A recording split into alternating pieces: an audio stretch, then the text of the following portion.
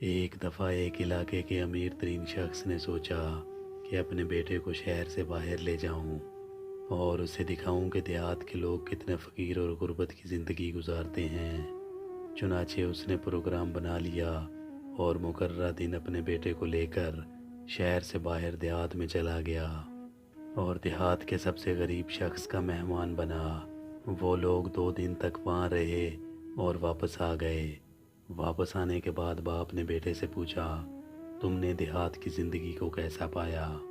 بیٹے نے کچھ دیر سوچا، پھر کہا، ابا جی دیہات والے غریب نہیں بلکہ غریب تو ہم ہیں، کیونکہ ہمارے گھر ایک کتا ہے اور ان کے گھر 4 کتے ہیں۔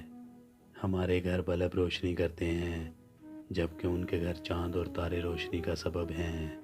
ہمارا گھر 4 دیواری میں محدود ہے لیکن ان کا گھر اور باغات لامحدود ہیں، بس ہم غریب اور فقیر ہیں۔